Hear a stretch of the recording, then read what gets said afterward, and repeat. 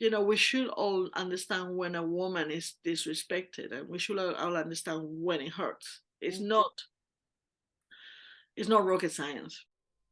I'm Emma Milne, and I'm so excited to share this video with you today. I was joined by Mara, who you might know as Matriactivista, and we talked about obstetric violence. So, for those of you who don't know what obstetric violence is, this is the video for you.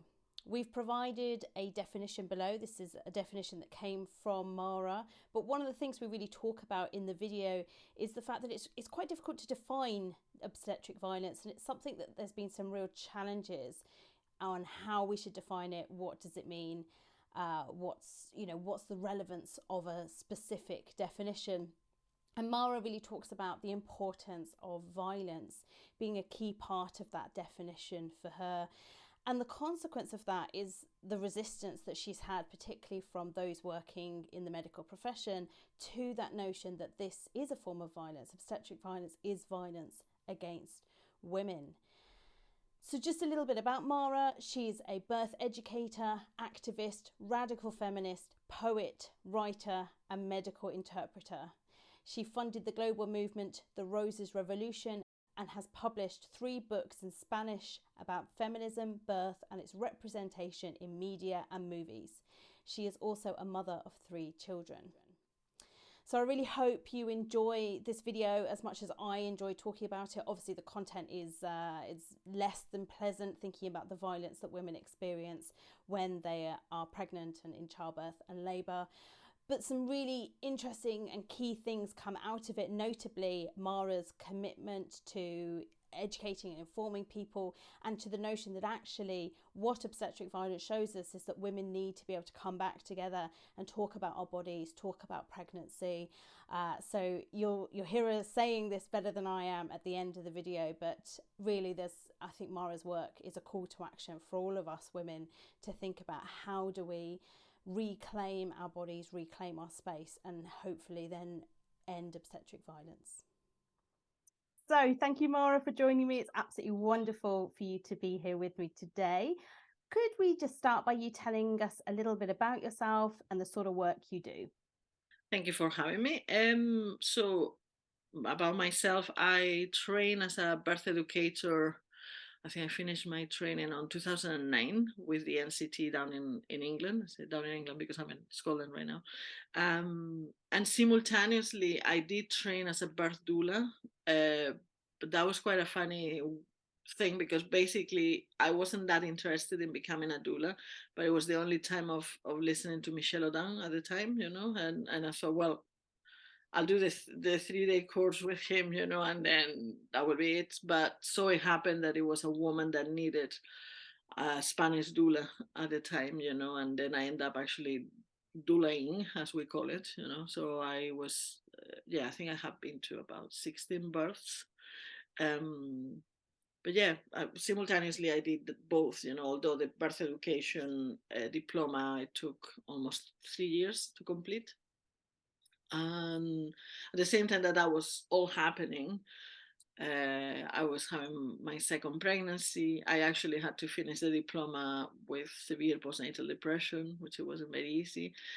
But also, I was quite involved online with lots of people from my country in Facebook and things like that. And I was discovering that what I took for granted in the UK in terms of pregnancy and parenting and all that wasn't the case in Spain. So it was quite interesting for me to discover that I have been kind of lucky that I was somewhere else, So that triggered a sort of the beginnings of my activism. So yeah, I think that should be like the first stage into who I am now, I guess. Um, I don't know if you want me to keep saying, but basically I Yeah, have. please do. Yeah. So I think then that kind of became activism online for about 10 years or so. I started the Roses Revolution movement, which was a global movement against obstetric violence. And I very quickly, what I'm trying to summarize here is that I have ended up going into feminism because for me, that was the only way of. It was almost like you keep digging and keep digging and keep digging. And at the end, what you find is that what happens in birth it comes from the same essence that what happens to us as women in every other aspect. It's no different, and it happens because of our sex. So that's what I am now. I'm a volunteer in Philia, and I am the lead for like sex and reproductive rights, and basically against obstetric violence. So you've used this term obstetric violence. What is that? So I have defined it so many times, have various definitions, and then I get upset and I come up with something else. And now I'm anti-definition. Interestingly, I have become against the definition. Which makes people very annoyed with me, I guess, because when anybody comes and asks me a question, I'm like, I'm against definitions now. But I used to talk about it, saying that the first time I was asked for a definition was for a conference of the Royal College of Obstetricians and Gynecologists in London. They were going to have a big congress, and back then I felt like, oh my God, they want to know. The institution wants to know what the poor activist is trying to say. And I remember, I laugh about it now because I think I felt so totally, thank you, in a way. And I give them a definition that was the disregard, something along the lines of disregarding the times, the needs, the wishes, and of mother and baby during birth, something like that. And I realized that had been quoted in various places, and not put it, no credit in me. And then I had to explain to people that it was quite a feminist thing to quote people. It wasn't an egocentric thing, but it's like, look, we women matter and we should be quoted. And just when I was telling people that they should put my name there, I was like, that definition is not good, because and I say something else. And at that point, what I mean with the definitions or being against definitions is that when I start to be interviewed about obstetric violence, and I have a few journalists asking me, and then I got invited to conferences and congresses and so on, I felt insulted because time passed from the first instance that I have to confront the medical profession saying that it was offensive that I was talking about violence, to now being invited by the same professionals to speak about this and tell us what it is. I then became insulted in that process by having to explain again and again something that to me was very basic. So it became a game, from my perception, that perhaps we're not understanding fully what this concept is. Maybe that's why, we need another 10 years. And it always comes to mind that I was once interpreting Sheila Kissinger, and she said something in the conference she was lecturing her. She said, and of course we all know that it takes, I cannot remember, she said 25 years for something to come into practice, from when it's kind of thought until it's applied. And I stopped interpreting, which is a very unprofessional thing to do, but I actually stopped and I went like, sorry. And I went to the microphone and I went like, sorry, 30 years, did you say, Sheila? Say, yeah. And I'm like, okay. And I carried on. And that is a desperation that as an activist, I have to tame somehow, and I refuse to tame, and it's no, we are too late already. So this discussing definitions, this having another conference on why this happened, to me is offensive. It goes into the realms of, and of course this triggered a whole other discussion. Then I have people in the middle. I have a lovely friend that works in the academia in Spain, and she's trying her best to talk about this, and she's mad enough to call me to talk. And then when I go like, no definitions, this is insulting, it's like, yeah, but then what do we do? That's the part that I don't have. I'm very responsible. I was like, I don't know, but I had enough of people asking me, can you tell us? So no, this is not to you, but I'm saying in general of this kind of, the definition of obstetric violence. So I keep saying, we should all understand when a woman is disrespected, and we should all understand when it hurts. It's not rocket science. For people who aren't familiar with this sort of area, we're talking about instances where a woman's potentially said no, she doesn't want something to happen, or possibly isn't even asked and something happens. So maybe, for example, a vaginal examination happens without any consent. Those are the sorts of things we're talking about here, right?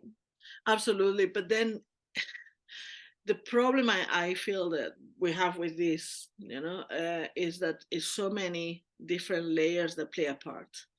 So for me, in a very generic way, what I would say is that first of all, we have this disconnection of women from women.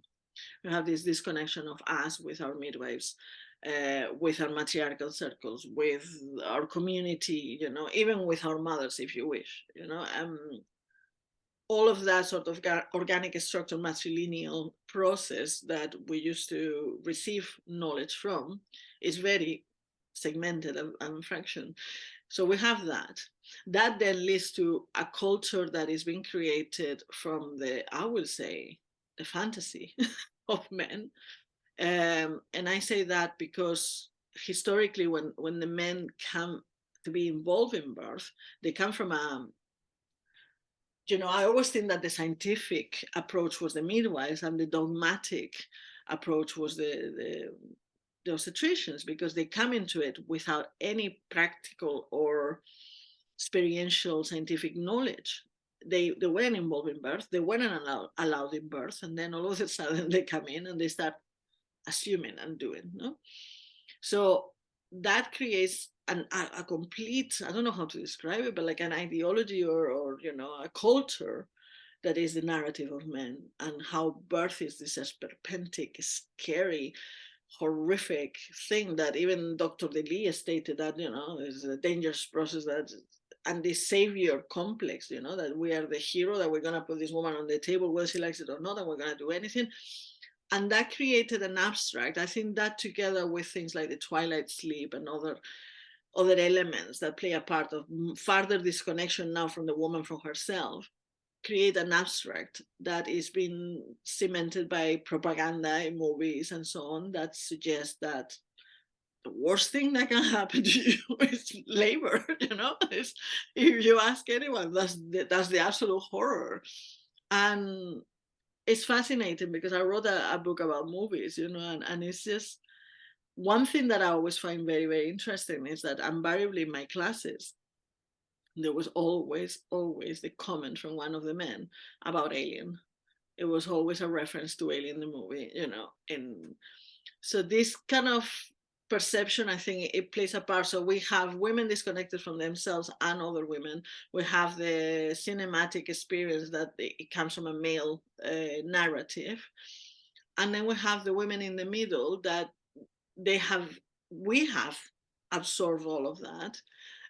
We also have embraced the idea of the industrial birth being better, that our mothers and grandmothers died and it was awful and they were poor, and that's why we are going to be far more mechanical about it. We're going to embrace this other thing.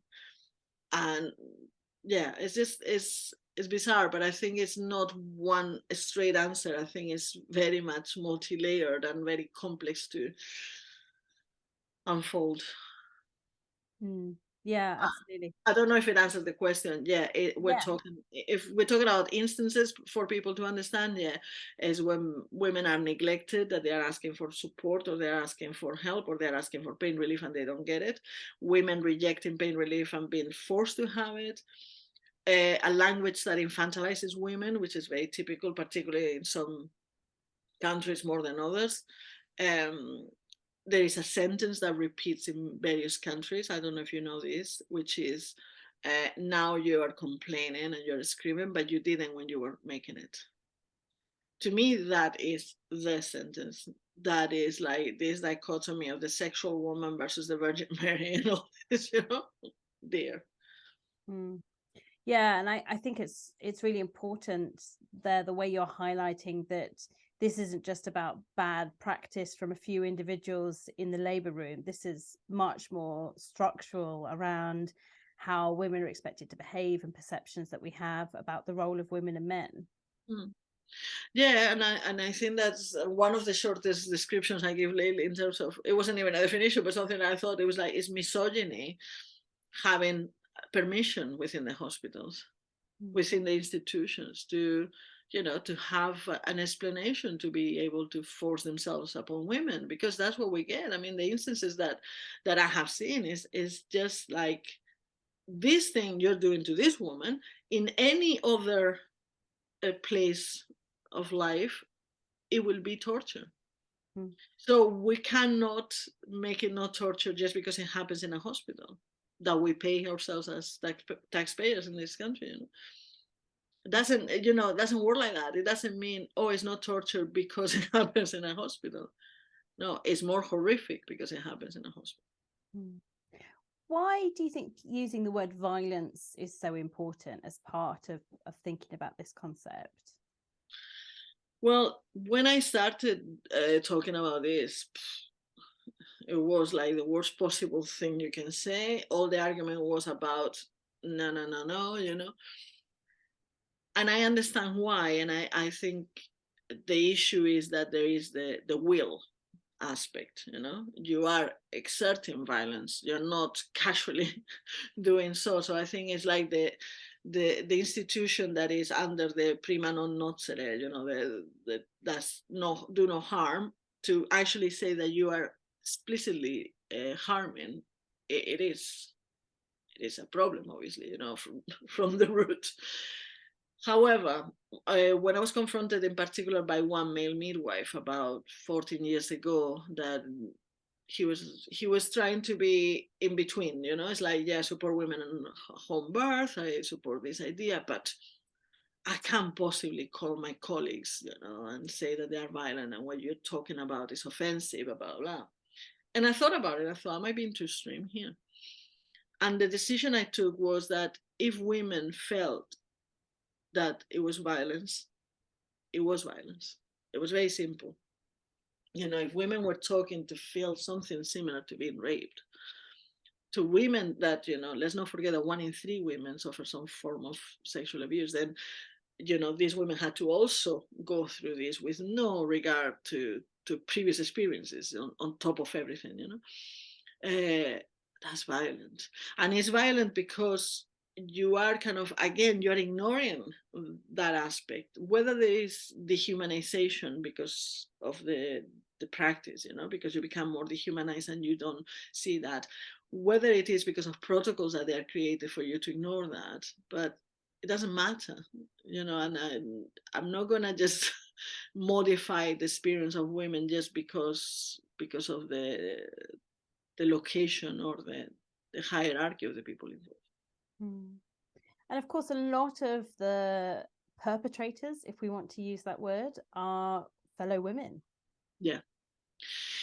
Yeah, absolutely. And I had discussions as well with this, that people say, oh, how can you talk about, you know, machismo or misogyny, you know, when it's women or women that say, no, my female midwife was worse than the, yeah, but we patriarchy, we're all victims of it. And what I'm saying is that the type of violence is pure misogyny because it happens to women, because they are women, regardless of who inflicts that. But the reason why this happens is because we're women. It's an oppression by sex, you know, and this is done to women because they are. And to me, there's no doubt about it. Mm. And it's, of course, it's very perverse when it's a fellow woman doing that to you, of course. But we know that, unfortunately, you know, there are women that cooperate very well with patriarchy, and it's nothing new.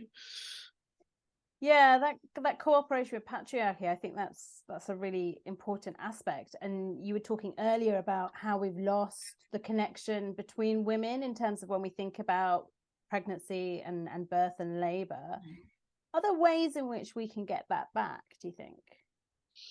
Yeah, and I would like to add something about what we're saying here, that the one thing I didn't expect from the Roses Revolution movement is the amount of midwives that they found it therapeutic, that they came and spoke about it. That, I mean, I remember seeing a midwife in Berlin in a conference crying, talking about a movement I created. Nobody knew in the room that it was me who started it, which was a very weird situation. But she was actually crying, because I think one aspect that is not being taken into account is that we're talking about women that cooperate, but we're not talking about the women that they cooperate because they don't know how not to do that. And the minute they realize that, they have severe trauma. I mean, and that's not one or two midwives, that's lots of midwives.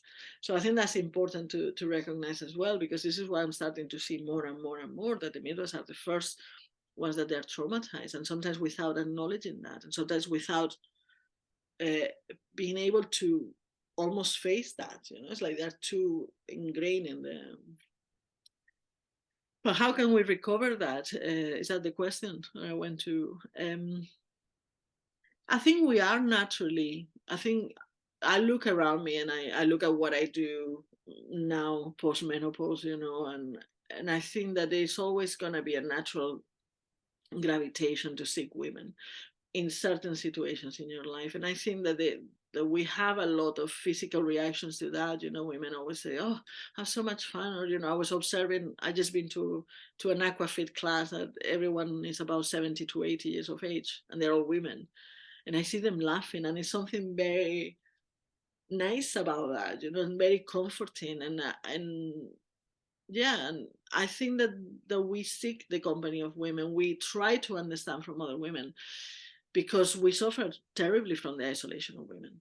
I think, I think that there is lots of attempts, and funny enough, I've been translating how to start a consciousness rising group for feminists, so from Philia, and I feel, at least in my world, there is a lot of that. So whether it's midwives getting together, which is something I recommend. I have even said to do feminist groups for midwives, or just to start something, even if it is 3 women, or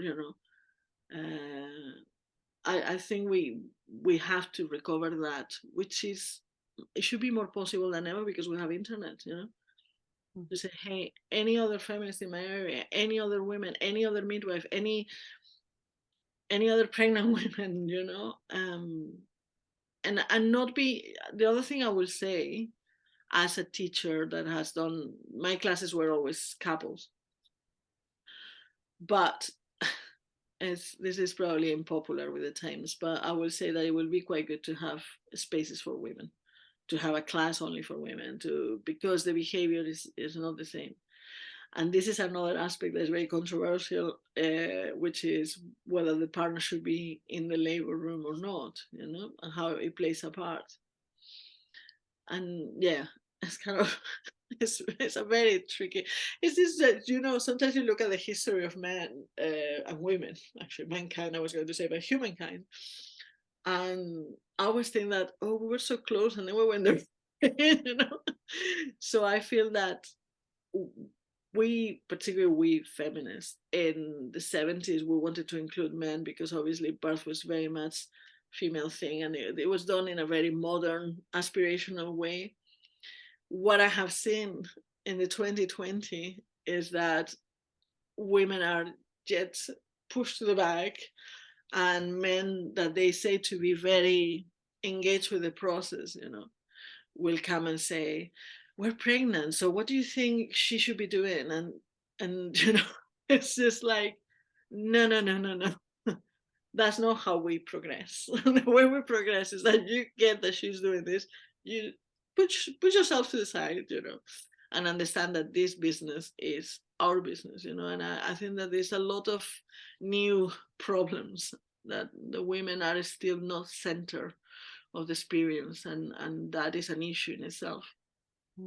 Yeah, I mean, I've heard some horrible stories of the medical staff looking to the man, the partner in the room, to ask what should be done for the woman's care, and you just think, why are you looking to this man rather than to the woman who's in labor, whose body it is?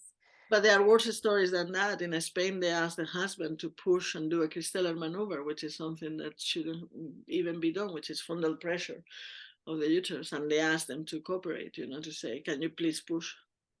Yeah. So we're talking about involving the partner in that violence. Yeah, it's horrifying, isn't it? Absolutely horrifying. So if people want to learn more about your activism, about this area, what would you recommend? Where would you suggest they go look? Sure, after 15 years, I feel like saying, don't, which is not the right reply, but it's like, why? Um, I just, to be honest, I think sometimes online is quite a good place to have references. I would just type obstetric violence and see what we're talking about. I think we have come a long way. It's not to my pleasing. It's not quick enough at all, but it's been a change. I remember that we couldn't talk about it. Now we're talking conferences forever about it. But some call it evolution and progress. But I think that if you investigate, there's lots of articles, there's more and more women talking about it. I will say though, and this goes particularly for the pregnant women, if they hear us, that I don't believe you need to watch videos, and it's going to be very paternalistic. You're a grown up, you make your decisions, but I don't think you need to watch instances of obstetric violence, because when you're in that situation of labor, what I will say is that, inform yourself, but not necessarily expose yourself to absolutely everything that is out there. However, I will also say, which, quite commonly I've been asked, what do women have to do? And I always interrupt the journalist and I would say, no, women have to do nothing. Women should be as ignorant as they want to be and still have their rights intact. It's not a matter of us, to deal with this, enough of us dealing with being the victim, sorting it out, giving the discussions, the information and so on. No, you have to inform yourselves and you have to look at yourselves and think, why on earth are you treating women like that? It shouldn't be that difficult. Yeah, absolutely.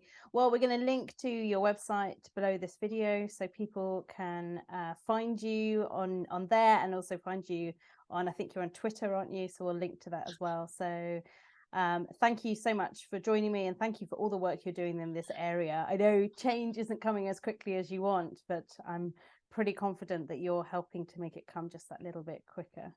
Well, we do it together. I'm sure this is part of it. So thank you for having me and thank you so much and take care.